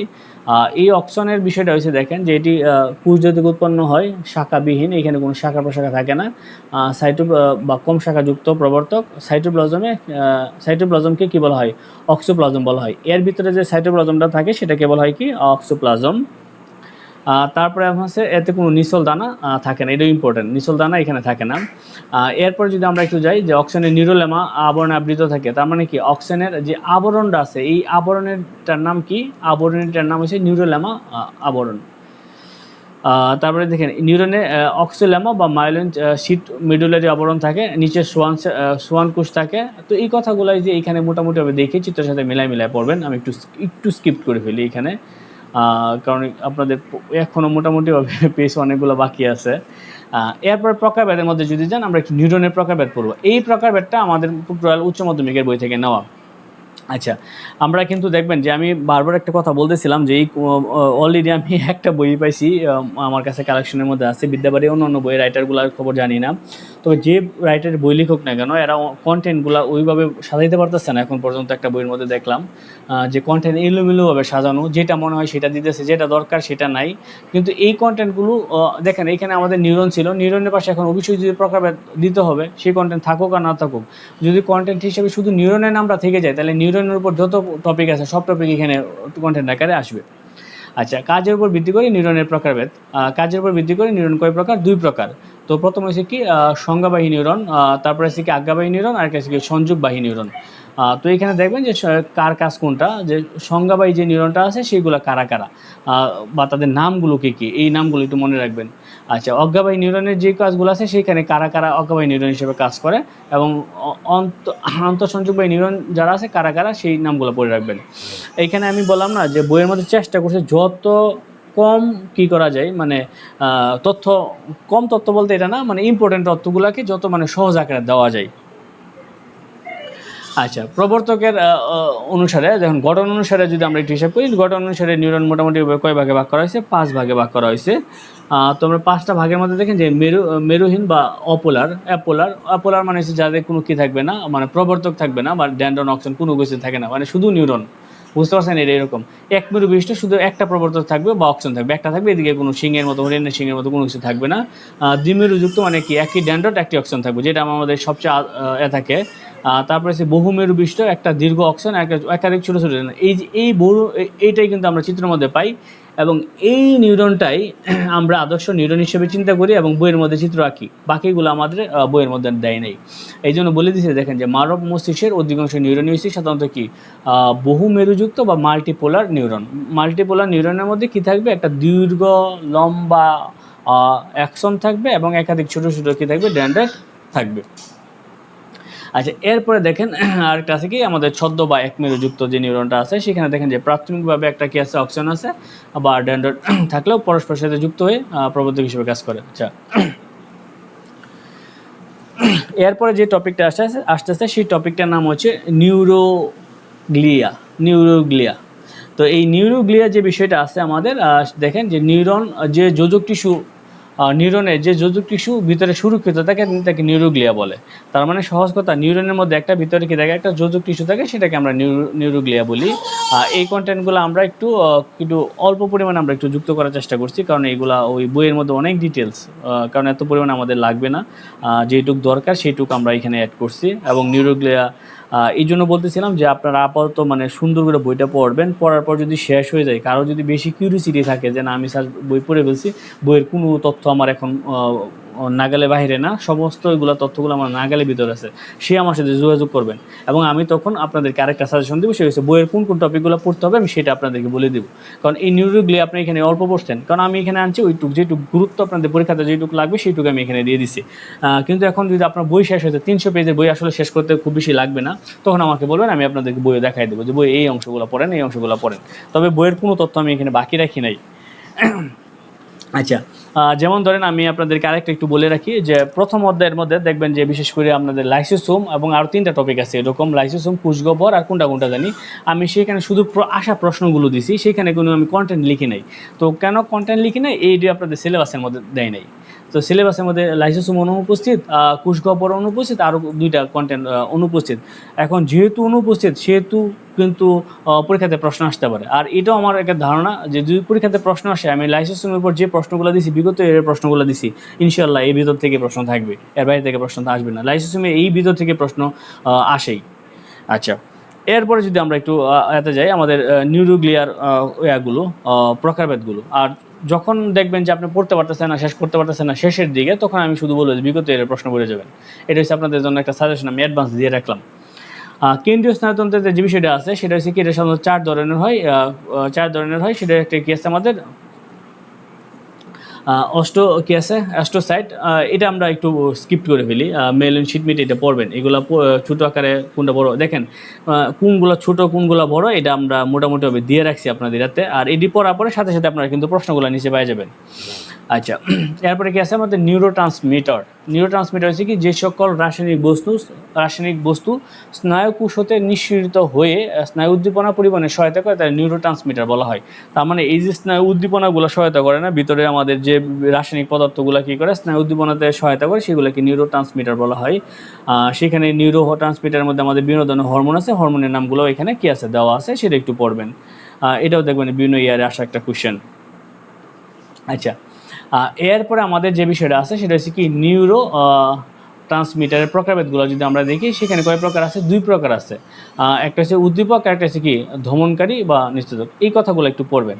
সেখানে আমাদের এই দেখেন এই প্রশ্নগুলো কত ছোট করে দেওয়া আছে, এক একটা তথ্যগুলো চেষ্টা করছি ছোট করে দেওয়ার জন্য, যাতে আপনাদের মনে থাকে। আচ্ছা, আমাদের এরপরে যে রাস্তা আছে সিনাপস, ওই যে আমরা পড়ছিলাম না, বিশেষ করে স্নায়ুকোষের 2টি স্নায়ুকোষের সূক্ষ্ম ফাঁকযুক্ত সংযোগস্থল, যে একটি নিউরনের অক্সিজেনের শেষ প্রান্তে যুক্ত হয়। একটা কথা বলি আপনাদের সাথে, এখন যেহেতু বলতেছিলাম, সাধারণত আপনাদের সাথে আমার এই যে ক্লাসগুলো হয় সেটা হচ্ছে ওয়ান ওয়ে সিস্টেম। মানে আমি কথা বলি, আপনারা 2-1টা মাঝে মধ্যে একটু কমেন্ট করলে করেন, নাইলে নেই। আসলে এটা মজা লাগে না আমার কাছে। আমি তো মানে যে স্টুডেন্টগুলো পড়াইছি বা পড়াই বা আগে পড়াইতাম, ঠিক আছে, আমার সামনে বেশ ভালো স্টুডেন্ট থাকতো। তো তখন তাদের সাথে যখন এই একটা টপিক নিয়ে যখন আমরা কথা বলতাম বা বলি, তখন না ওদের কাছ থেকে একটা রেসপন্স আসে, ওরাও কথা বলতেছে, আমি কথা বলছি, তখন ক্লাসটা না আরও জমজমাট হয়। সেই জন্য মানে আসলে কাজগুলো খুবই মানে, এই জন্য আমি বলি যে অফলাইন সবচেয়ে বেটার অনলাইন থেকে। মানে অফলাইনে আসলে গেলে কি, ওই সবার সাথে একটু কথা বলা হয়, একটু অনেক কিছু শেখা যায়। আচ্ছা, যেটাই হোক, আমরা হয়তো বা একটু আমার অনুভূতি একটু বেশি শেয়ার করে ফেলছি। আচ্ছা, এরপর সিনাপস বিষয়টা আমরা বললাম, যে সিনাপস হচ্ছে নিউরনের, দেখবেন যে কী আছে, যে 2টি স্নায়ুকোষের ফাঁকযুক্ত সংযোগস্থল, যেখানে নিউরনের অক্সিজেনের শেষ প্রান্ত আরেকটা নিউরন শুরু হয়। এই যে মাঝখানে যে সংযোগস্থল আছে, এই সংযোগস্থলটাকে আমরা কী বলি? সিনাপস বলি। এই সিনাপস শব্দ দেখেন, এই গ্যাপটা আপনাদের বইয়ের মধ্যে থাকবে। সিনাপস শব্দটা সর্বপ্রথম কে ব্যবহার করেন? নাম আছে চার্লস শেরিটিং, নামটা পড়বেন। এইখানে কতগুলো নাম দেওয়া আছে, প্রত্যেকটা নাম পড়ে রাখবেন। আচ্ছা, আমরা একটু পরে চলে যাই। সিনাপসের প্রকারভেদ, তারপরে কি আছে সিনাপসের গঠন, মানে এইগুলো পড়বেন। এই কন্টেন্টগুলো ওই উচ্চ মাধ্যমিকে অনেক বেশি পরিমাণে, প্রচুর পরিমাণে, সেগুলো আসলে অনেক সময় বুঝতে অসুবিধা হয়ে যায়, এত পরিমাণ দেওয়া আছে। আর এখানে আমাদের স্নায়ুতন্ত্রের একটা বিষয় ছক দেওয়া আছে, স্নায়ুতন্ত্র বিষয়টা কী, কীভাবে এগুলো হয়। স্নায়ুতন্ত্রের ছকটার মধ্যে যদি আমরা একটু দেখি, যে স্নায়ুতন্ত্র 2টি প্রকার, একটা হচ্ছে কেন্দ্রীয়, প্রান্তীয়, তারপরে এই যে ভাগগুলো এখানে দেওয়া আছে। আর 4 আকারে এইভাবে দিয়ে দিছি, ওইভাবে দিলেও চলতো। 4টা মনে রাখবেন কোনটা কোন জায়গার অংশ। আচ্ছা, তারপরে আমাদের যদি শারীরবৃত্তীয় কাজের দিক থেকে স্নায়ুতন্ত্র কয় প্রকার? 2 প্রকার। এই 2 প্রকারের নামটা এখানে দেওয়া আছে। 2 প্রকার কী কী, কোন অংশে কোনটা পড়ছে সেটাও একটু পড়বেন আমরা। এই অংশটা একটু দেখবেন যে মেনিনজেনেসিস কী আছে আমাদের, মেনিনজেস। তো মস্তিষ্ক এবং সুষুমা কাণ্ডের আবরণীর নাম হচ্ছে কি? মেনিনজেস। এই মেনিনজেস 3 ঝিলি বিষয় থাকে, বিশেষ করে আমাদের মস্তিষ্ক অথবা সুষুমা কাণ্ডের যে আবরণীটা আছে সেটা নাম হচ্ছে মেনিনজেস। এটার মধ্যে 3টা ঝিলি থাকে, 3টা ঝিলির নাম দেখবেন, খালি নামটা আমাদের দরকার নাই, নামের বাহিরে আসলে পড়া দরকার নেই, পড়লে অনেক পড়া যায়। বিশেষ করে যদি অনেকে আছে এরকম যে এক টপিক পড়তে পড়তে বাকি টপিকের খবর থাকে না, এই জন্য আপনাদেরকে একটু বলি, সেটা হচ্ছে কি সব টপিকই পড়বেন, অল্প অল্প করে হোক, ইম্পর্টেন্ট জিনিসগুলো পড়বেন। আচ্ছা, তারপরে দেখেন মেনিনজেসের পর্দাগুলো কীরকম আছে। আমি এখানে কন্টেন্ট সবচেয়ে বেশি সুবিধা পাইছি কীরকম, যখন আপনাদের বিগত এর প্রশ্নগুলো সংযোজন করছি, তখন আমি কন্টেন্টের অনেক গুরুত্ব বুঝে ফেলছি, যে আসলে এই তথ্যগুলো একটু বেশি ইম্পর্টেন্ট, এই তথ্যগুলো কম গুরুত্বপূর্ণ। তখন আমি কন্টেন্ট এডিটের মধ্যে অনেকগুলো কন্টেন্ট বাদ দিছি। বিশেষ করে আপনারা ওই দেখবেন আপনাদের প্রথম দিকে, প্রিভিয়াস দিকে, ওই প্রথম অধ্যায়ের যে শীট দিয়েছিলাম বড় পরিমাণে, এটা বইয়ের মধ্যে দেখবেন যে অনেক কম দেওয়া, কারণ আমরা ওইখানে কন্টেন্ট অনেক সিলেক্ট করে রাখছি। আচ্ছা, আমাদের আজকের শেষ টপিক, এবং এই টপিকটা একটু খুবই গুরুত্বপূর্ণ, মস্তিষ্ক যে অংশটা আছে দেখেন। তো এই মস্তিষ্কের যে অংশটা আছে আমাদের, সেইখানে প্রথম দিকে আমাদের প্রিলিমিনারি কিছু তথ্য দেওয়া আছে মস্তিষ্কের উপরে, কোন জায়গাতে উৎপন্ন হয়, এর আয়তন কতটুকু আছে, বা দেখেন স্ত্রীলোকের ওজন দেওয়া আছে, ঠিক আছে। আমাদের মস্তিষ্কের গড় ওজন কিন্তু মোটামুটি 3 দশমিক কত, 1.36 দেহের প্রায় 2%, দেহের টোটাল ওজনের 2% মস্তিষ্ক, এর মধ্যে নারীদের একটু কম। আচ্ছা, বিলিয়নের হিসাব তো এখানে আছে। পর্দার হিসাব তো আমরা একটু আগে বলে আসছি। এবং বাইরের স্তরকে গ্রে ম্যাটার বলা হয় এবং ভিতরের স্তরকে হোয়াইট ম্যাটার বলা হয়। গ্রে ম্যাটার বাইরের দিকে থাকে, হোয়াইট ম্যাটার কি থাকে, ভিতরের দিকে নারিকেলের মতো থাকে। দেখছেন না মস্তিষ্ক অনেক জায়গায় চিত্র নারিকেলের মতো আঁকা বাঁকা, সেগুলোর কথা বলতেছে আর কি। তো মস্তিষ্ক সাধারণত আমাদের কয়টা অংশ থাকে? 3টা অংশ থাকে, এটা খুবই পরিমাণে ইম্পর্টেন্ট। মস্তিষ্কের 3টা অংশ থাকে। তো এই যে 3টা অংশ আছে, 3টা অংশ আমাদের খুব ইম্পর্টেন্ট। অগ্রমস্তিষ্ক, মানে অগ্রমস্তিষ্কের মধ্যে অংশগুলোর নাম কি কি আছে আমাদের? সেরেব্রাম, তারপরে কি আছে থ্যালামাস, তারপরে কি আছে হাইপোথ্যালামাস। থ্যালামাস এবং হাইপোথ্যালামাসকে একত্রে কি বলা হয়? ফালন বলা হয়। আচ্ছা, এরপর দেখেন মধ্য মস্তিষ্ক কী কী আছে? ট্যাকটাম, কী আছে? সেরেব্রালাল প্যাডাকল, তারপরে এই বিষয়গুলো আছে, এটা পড়বেন। তারপরে আছে পশ্চাৎ মস্তিষ্কের কোন অংশগুলো আছে, সেই অংশগুলো পড়বেন। এখানে প্রত্যেকটা ব্রেন স্ট্রোম কাকে বলা হয় এইটা মনে রাখবেন, এটা ইম্পর্টেন্ট, পরীক্ষাতে আছে।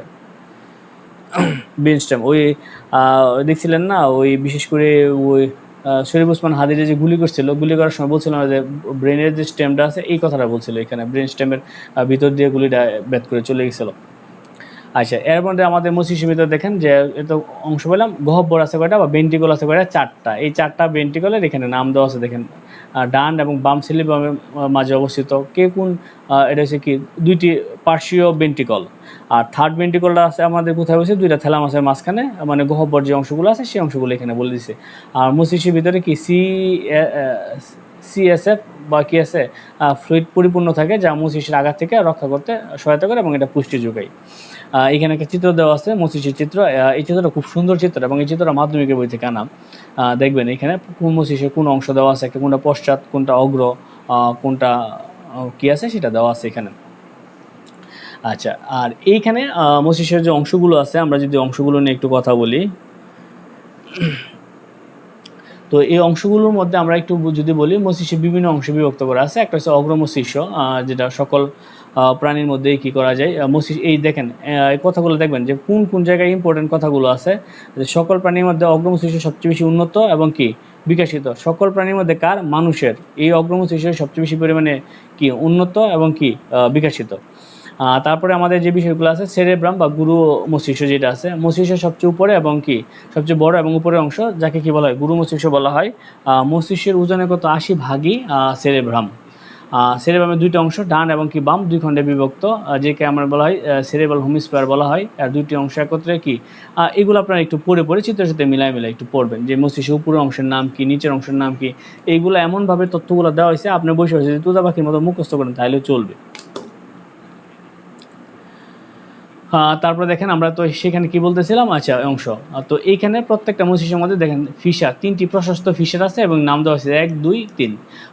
এবং আমাদের হেমিস্ফিয়ার কয়টা লোব আছে? 5টা লোব আছে। এই যে 5টা লোবের নাম এখানে দেওয়া আছে 1, 2, 3, 4, এবং লোবগুলো কোন দিকে অবস্থিত এবং কোন লোবের কী কাজ এটাও দেওয়া আছে এখানে মোটামুটি হবে। আচ্ছা, তারপরে যদি আমরা একটু যাই আমাদের তবে এখানে চমকপ্রদ একটা বিষয় হয়েছে, সেখানে হচ্ছে মস্তিষ্কের যে কাজগুলো আছে এই কাজগুলো কিন্তু আমরা আকারে দিয়ে রাখছি এখানে, মানে মনে রাখার টেকনিক আকারে দিয়ে রাখছি।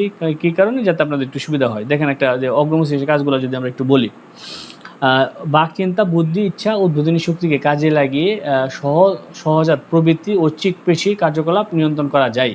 তার মানে সহজ কথা, এখানে এই কাজগুলো একটু খেয়াল রাখবেন যে যেগুলো বোল্ড করা আছে সেইগুলো হচ্ছে কি আপনাদের অগ্রমস্তিষ্কের কাজ। এরপর যদি জান আমরা থ্যালামাসের যে অংশগুলো আছে, থ্যালামাসের এখানে থ্যালামাসের কাজও দেওয়া আছে, মোটামুটিভাবে খুব সুন্দরভাবে গোছানো আছে থ্যালামাসের কাজগুলো।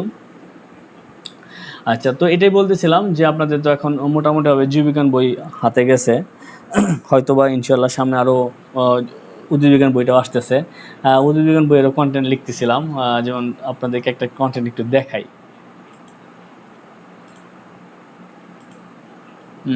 এই কন্টেন্টটার মধ্যে কালকে পেলিও ভুটানের উপর একটা মোটামুটি লিখতেছিলাম। এই দেখেন এখনও এই পর্যায়ে আছে, ওরকমভাবে করি নাই। জিওলজিক্যাল টাইম স্কেল এখানেও আছে, এটাও একেবারে পয়েন্ট আকারে পয়েন্ট করে দেওয়া কন্টেন্টগুলা ওইভাবেই দিয়ে রাখছি। এটা আমাদের অর্ধেক গুছানো হয়েছে বইটা, আমি আপনাদেরকে একটু ইনফরমেশন দিয়ে রাখি। ওই যে মোটামুটি আমি অর্ধেক গুছাইছি, বাকিগুলো এখনও গুছাইতে পারি নাই, এবং গুছাই দিচ্ছি প্রতিদিন দৈনিক একটা একটা করে কন্টেন্ট আস্তে আস্তে করে মানে গুছাই। আচ্ছা, এরপর দেখেন হাইপোথ্যালামাসের যে বিষয়টা আছে, এই হাইপোথ্যালামাসকে বায়োলজিক্যাল ক্লক বলা হয়। সেটা একটু পড়বেন, মনে রাখা টেকনিক ওইখানে দেওয়া আছে, এইগুলো আর আমি আলোচনা করতেছি না। তারপরে যদি আমরা যাই মধ্য মস্তিষ্ক যেটা আছে, মধ্য মস্তিষ্ক সেই অংশটা। তো আমি একটা কথা একটু আপনাদেরকে একটু বলে রাখি, আসলে যদি এইগুলো আমি ওই বোর্ডে অথবা স্মার্ট বোর্ডে লিখে আমার সবচেয়ে একটা বিরক্ত জিনিস লাগে, সেটা হচ্ছে স্মার্ট বোর্ডে বসে বসে ডাস্টার এবং চকের মতো লেখাটা। এটা জানি না, এটা এক একজনের কাছে ভালো লাগে কী কারণে। আমার যদি স্মার্ট বোর্ডে ওই পেন দিয়ে লিখাই লাগে, তাহলে আমি আর স্মার্ট বোর্ড কেন? তাহলে তো আমার ওই ডাস্টার আর চকই ভালো। এটা একটা বিষয়, এটা আমার ব্যক্তিগত সম্পূর্ণ মতামত। আরেকটা বিষয় হচ্ছে কি, আপনাদের দেখেন আজকে যে পরিমাণ তথ্যগুলো পড়ানো হয়েছে, এইগুলো বোর্ডে লিখতে গেলে মনে হয় 4-5টা ক্লাস লাগবে। তো এই বসে লেখার সময় খুব বেশি ওই ইয়াগুলা তথ্য দেওয়া যায় না। আচ্ছা, আরেকটা বিষয় বলতেছিলাম যে প্রস্তাব মস্তিষ্কের অংশটা পড়বেন, এটা আপনাদের জন্য খুবই পরিমাণে গুরুত্ব মোটামুটি হবে। তারপরে গেছে মডেল অবলংটা, আমি এইখানেই মোটামুটি শেষ করে ফেলতে চাচ্ছি, ক্লাসটা একটু লং হয়ে গেছে।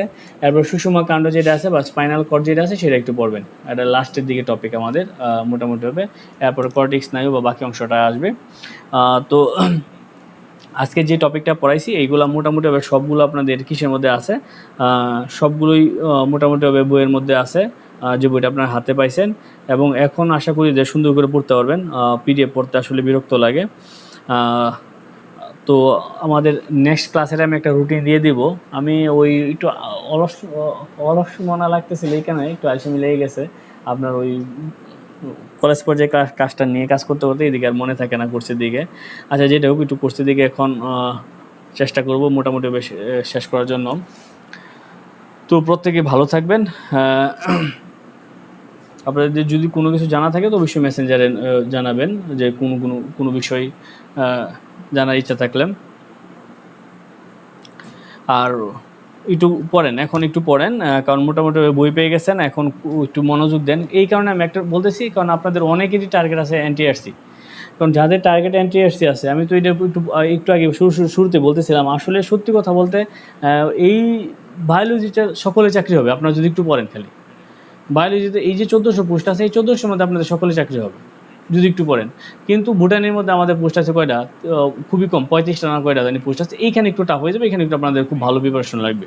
কিন্তু এই জায়গাটার মধ্যে যদি একটু ভালো করে প্রিপারেশন নিতে পারেন, প্রত্যেকেই চাকরি পাবেন। আর এটার জন্য বলতেছিলাম যে আসলে কীভাবে পড়বেন সেটার সম্বন্ধে আমি আবার একবার একটু রিপিট করে দিই, অনেকে ওই সময় ক্লাসের সময় ছিলেন না।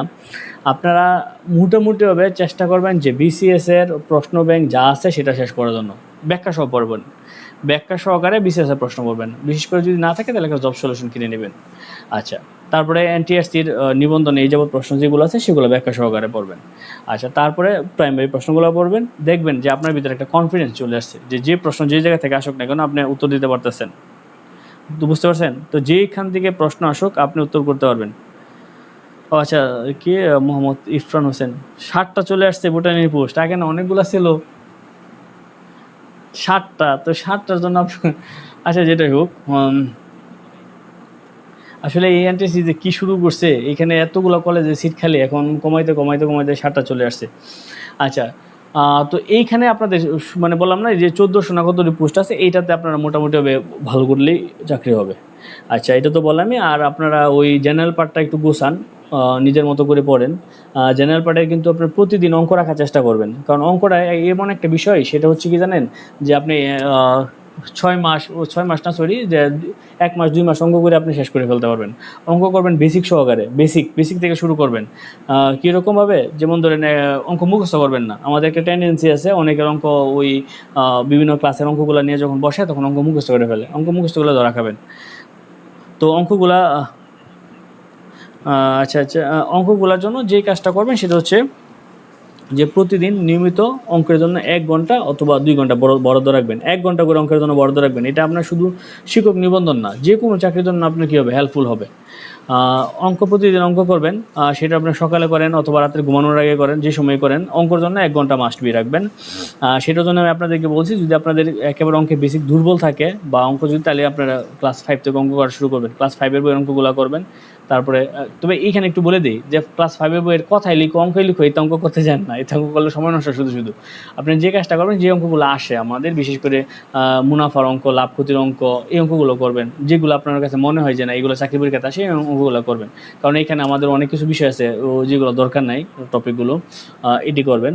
তারপরে 6-এর অঙ্ক করবেন, 7-এর অঙ্ক করবেন। এইভাবে আপনাকে ধীরে ধীরে প্রমোশন দিবেন। আর দেখেন ক্লাস 5-এর বইয়ের যে অঙ্কগুলো আছে, এটা আপনার বড় গেলে করতে গেলে যদি দৈনিক 1 ঘন্টা করে করেন, আপনার 15 দিন অথবা 20 দিন, হাইস্ট 1 মাসও লাগবে না। ঠিক আছে, 15-20 দিনের মতো লাগবে। তো এইভাবে যদি আপনি মাসে 2টা করে বই শেষ করতে পারেন, ঠিক আছে, মাসে 2টা করে বই শেষ করলে দেখবেন যে আপনি 6 মাস পরে আপনার মোটামুটি অঙ্ক একটা আপনার দখলে চলে আসছে, বেসিকটা আপনার ক্লিয়ার হয়ে গেছে। আর বেসিকটা ক্লিয়ার হয়ে গেলে তখন আপনি জব সলিউশনের মধ্যে যদি গিয়ে অঙ্কগুলো প্র্যাকটিস করেন, তখন আপনি অঙ্ক করতে পারবেন মোটামুটিভাবে। এটা এগুলো অঙ্কের বেলায়। আর ইংলিশে যদি দুর্বলতা থাকে, সেটার বিষয়ে আমি একটু বলি। ইংলিশের জন্য অবশ্যই যে বিষয়টা আছে, গ্রামারের রুলস তো পড়তে হবে। আপনারা ভোকাবুলারি পার্টটা একটু ইমপ্রুভ করবেন। ভোকাবুলারি যে মুখস্থ বিষয়গুলো আছে, এইগুলো হচ্ছে এমন তেরা মার্কা, কি জানেন, এই যে এইদিকে ভোকাবুলারি পড়বেন, ওই দিক দিয়ে বলবেন।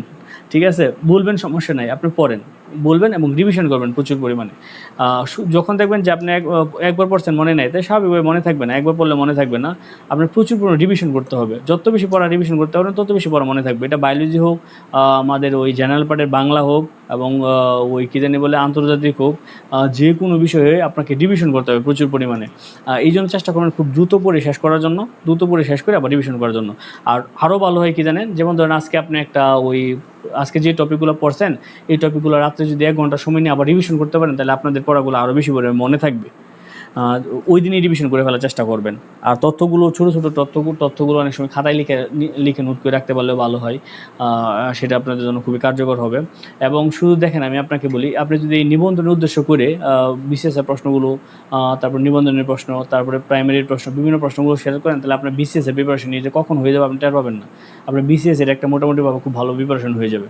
আর বিসিএসের প্রিপারেশনটা হয়ে গেলে বাংলাদেশে আশা করি যে কোনো চাকরিতে বাংলাদেশে মানে কেউ কাউকে আটকাতে পারবে না। তারপরে আপনাদের যদি কোনো কিছু জানা থাকে, তো অবশ্যই আমার সাথে বলবেন, শেয়ার করবেন। আমি তো আপনাদেরকে অন্তত যতটুকু পারি তত জানাবো, চেষ্টা করবো আপনাদের করার জন্য।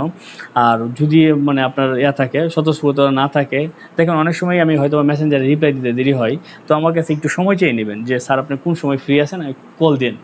ঠিক আছে, আমার কাছে কি মনে হয়, এই যে আপনার সাথে আমি লিখে চ্যাট করতে করতে যে সময়টা লাগবে, এই সময়টাতে আপনার সাথে আমি যদি 2 মিনিট কথা বলে ফেলি, আমি এর থেকে বেশি কথা বলতে পারবো, আপনাকে আরও ইনফরমেশন দিতে পারবো। ঠিক আছে, তো এইরকম যদি আপনাদের মনে হয় যে কিছু তথ্য জানা দরকার বা জানা দরকার, আমাকে একটু জানাই রাখবেন যে স্যার আমি কখন কল দেবো, আমি একটা টাইম দিয়ে রাখবো আপনাকে, আপনি আমার সাথে কথা বলেন।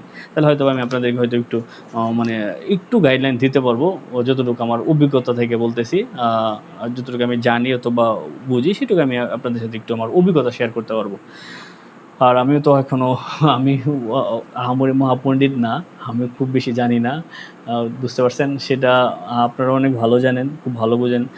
শুধু একটা জিনিস ধরে রাখবেন, সেটা হচ্ছে পড়ার যে আপনার আগ্রহ না হারাই। আপনার যদি আগ্রহ হারায় যায়, তাহলে আপনি কিন্তু পড়াশোনা করতে পারবেন না। আপনার আগ্রহ ধরে রাখতে হবে। এইখানে একটা ফার্স্ট অফ অল কথা হয়েছে, যদি দেখেন আপনার যে চাপ থাকে অনেক বেশি পরিমাণে, ফ্যামিলিগত চাপ থাকবে, এটাই স্বাভাবিক। ঠিক আছে, আমি আপনাদের আজকে একটা উদাহরণ বলি। আপনি সব পড়া গুছায় রাখছেন যে আমি আজকে না কালকে পড়বো, কালকে না পরশু দিন পড়বো। তো এই যে আপনার পড়াগুলো গুছায় রাখছেন যে আমি পরশু দিন 2 দিনে পড়ে এই পড়াটা শেষ করে পরের দিন আমি পরীক্ষা দেবো, আপনি ড্যাম শিওর রাখেন যে পরশু দিনের জন্য আপনি যে গুছায় রাখছেন না, পরশু দিন আপনার একটা বিপদ আসবে। বিপদ বলতে আপনার আত্মীয়-স্বজন মেহমান চলে আসবে, নাহলে দেখবেন কেউ মারা গেছে, নাহলে কোনো না কোনো একটা ঘটনা ঘটে গেছে, এই কারণে আপনি পড়তে পারবেন না। এই জন্য পড়া জমাবেন না, নিয়মিত পড়বেন। আর যদি ফ্যামিলির চাপ থাকে, কাজ থাকে, তো অবশ্যই কাজগুলো করতে হবে। এগুলো তো আমরা আসলে করতে পারি না, উইথড্র করতে পারি না। যেমন অনেকে চাকরি করেন, তো চাকরি করা ফাঁকে ফাঁকে পড়বেন, বই নিয়ে যাবেন, পিডিএফ নিয়ে যাবেন, বইয়ের ছবি তুলে নিয়ে যাবেন। আমার তো এটা মনে আছে যে আমি যখন বিসিএস প্রিপারেশনগুলো নিতাম, বাসের মধ্যে বসে বসে আমি প্রচুর পরিমাণে পড়তাম। বাসে আমার খুব ভালো পড়া হয়। এটা হয়তো আপনাদের কাছে একটু লাগতে পারে। আমি আমার লাইফে 5টা বিসিএস দিয়েছি, 5টা বিসিএসই টিকছি, প্রিলিতে টিকছি। তো এই প্রিলিগুলো আমার কেমনে হয়েছে, আমার এমনি হয় নাই। আমি প্রচুর পরিমাণে পড়তাম, মোবাইল চালাইতেছি, আমার যত বিসিএস চাকরির গ্রুপ আছে সব লাইক দেওয়া ছিল। চাকরি গ্রুপের মধ্যে কোনো ইনফরমেশন একসাথে অনেকগুলো ইনফরমেশন দিয়ে দেয় না, সব ইনফরমেশন বসে বসে মুখস্থ করতাম। আমি জানি এগুলো ইম্পর্টেন্ট, এটা দায়িত্ব একটা। এরপরে আমি যখন বাসে উঠতাম, তখন বাসে এটা বই পড়তাম, বইয়ে পড়ে দিতাম। তারপরে আপনার ওই কী জানি বলে স্টুডেন্ট পড়াইছি, স্টুডেন্ট পড়ানোর মধ্যে তো আমার অনেক সাহায্য হয়েছে, বিশেষ করে ক্লাস 5 থেকে শুরু করে ক্লাস 10 পর্যন্ত সমস্ত স্টুডেন্টই আমার পড়ানো আছে। স্টুডেন্ট পড়াইছি আপনার বাংলা, ইংলিশ, গণিত আর ইংলিশ বিষয়, আমি গ্যাদারে বাংলা পড়াইছি, আপনার সমাজ পড়াইছি, বিজ্ঞান তো আমার নিজের সাবজেক্টই, এটা পড়াইছি আমি কি জানি, কারণ এটা সমাজ যদি পড়াই তাহলে আমার সমাজ, বিশেষ করে সমাজের মধ্যে কী কেউ পারছিল, ভূগোল পড়াইতে হয়েছি এক মেয়েকে, তো ভূগোল যে পড়াইছি এতে আমার বিশেষ ভূগোল কাভার হয়ে গেছে। আমি যখন পড়াইছি আপনার ধর্ম পড়াই নাই, কারণ ধর্ম আমি জানি যে আমার কোনো চাকরি পরীক্ষা আমাদের ধর্ম লাগে না, ধর্ম পড়াই নাই। বাংলা ব্যাকরণ পড়াইছি। বাংলা ব্যাকরণ আমি ওদেরকে পড়ানোর জন্য যে কাজটা করতাম সেটা হচ্ছে আমি নিজে পড়ে দিতাম বাসা থেকে, কারণ আমি জানি যে 9-10 ব্যাকরণ বই খুবই ইম্পর্টেন্ট। তখন তো ওই যে বিশেষ করে মনির চৌধুরীর যে বইটা ছিল ওইটা আসলে সুন্দর অনেক, তো ওই বইটা আমি পড়ে সুন্দর সুন্দর করে তাদের জন্য টেকনিক বের করে নিয়ে যেতাম। তো স্টুডেন্ট খুবই খুশি হতো যে না স্যার তো খুব ভালো বাংলা ব্যাকরণ পারে। বাংলা ব্যাকরণ আমি কেন পড়ছি, আমি তো ওর স্বার্থে পড়ি নাই, আমি পড়ছি আমার স্বার্থে, কারণ ওই ব্যাকরণটা পড়াতে আমার নিজের কী হয়ে গেছে, প্রিপারেশনটা কমপ্লিট হয়ে গেছে। এই কাজগুলো আমি করছিলাম আপনার যখন আমি ইউনিভার্সিটিতে পড়ি তখন করে ফেলছিলাম। তখন আমি আমার আশেপাশে যে স্টুডেন্টগুলো ছিল, টিউশনি পড়াইতে দিতাম, তখন আমি এইগুলা ধীরে ধীরে শেষ করছি। তো তখনই দেখা গেছে যে আমি ইউনিভার্সিটিতে আপনার ফোর্থ ইয়ার, যখন আমি ফোর্থ ইয়ারে পরীক্ষাটা দিছি, দেওয়া প্রথম একটা প্রিলি পাইছি, তাও আবার দিয়ে প্রিলি পাইছি আপনার ওই কী জানি বলে এটারে অ্যাপেয়ার দিয়ে প্রিলি দেয়, প্রিলি টিকে গেছি। যদিও এটা রিটেনে হয় নাই, কারণ রিটেন আমার একটু উইকনেস বেশি পরিমাণে ছিল, ওই রকমভাবে রিটেনটা, কিন্তু আমার পিলি গোছানো ছিল খুব বেশি পরিমাণে। তো পিলির জন্য যে তথ্য যেইখানে পাবেন সেইখানে মুখস্থ করবেন। যদি রাস্তাতে যেতেছেন, রাস্তার মধ্যে যদি একটা তথ্য পান সঙ্গে সঙ্গে মুখস্থ করার চেষ্টা করবেন। আপনি ফেসবুক চালাইতেছেন, ফেসবুকের মধ্যে একটা তথ্য আছে, এই তথ্যগুলো সঙ্গে সঙ্গে মুখস্থ করে ফেলেন।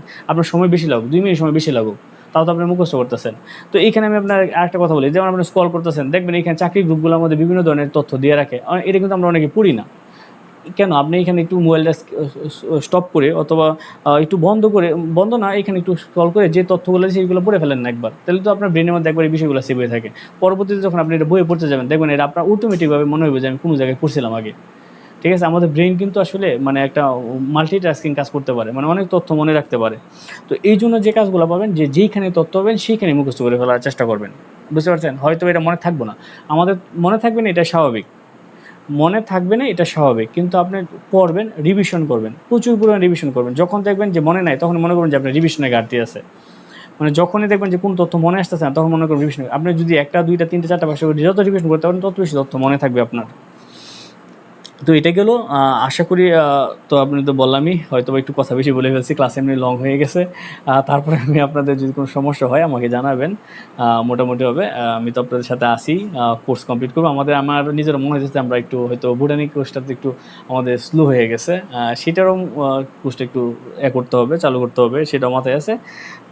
ঠিক আছে, ওকে, প্রত্যেকে ভালো থাকবেন। আর এটার পরীক্ষার ডেটটা আমি কয় তারিখ দিয়েছিলাম এটা ভুলে গেছি আমি। দেখেন আপনাদের কিন্তু প্রত্যেকটা এই বিশেষ করে মনে আছে কি না যে বায়োলজি কিন্তু আবার ইয়াতে কী জানি বলে সেলফ স্টাডিতে কিন্তু বায়োলজি সবগুলোই কী করা আছে, ওপেন করা আছে। এই শীটটা পড়বেন, বইয়ের প্রশ্নগুলো পড়বেন, পড়ে পরে সেলফ স্টাডি পড়বেন। দেখেন আপনাদের কী পরিমাণে আমি অপশন দিয়ে রাখছি, যে সেলফ স্টাডির মধ্যে আমার এখানে 7 থেকে 8,000 MCQ দেওয়া আছে, এইখানে বইয়ের মধ্যে আছে 4,000 MCQ। ঠিক আছে, এটা তো আছেই। আপনার বইয়ের তথ্য বই রেখে সেলফ স্টাডি করবেন প্রচুর পরিমাণে। এবং আপনাদের আমি পরীক্ষা নেওয়ার জন্য এই যে যখন বইয়ের তথ্যগুলো ইনপুট দিই, বিগত এর প্রশ্নগুলো, এইগুলো আমি ওয়েবসাইটে ইনপুট করে রাখছি বিষয়ভিত্তিক অনুসারে, মানে এই অনুসারে অধ্যায় ভিত্তিক। তো অধ্যায় ভিত্তিক যে তথ্যগুলো আমি দিয়ে রাখছি সেটাও আপনাদের মোটামুটিভাবে কাজে আসবে। ঠিক আছে, ওকে, প্রত্যেকে ভালো থাকবেন।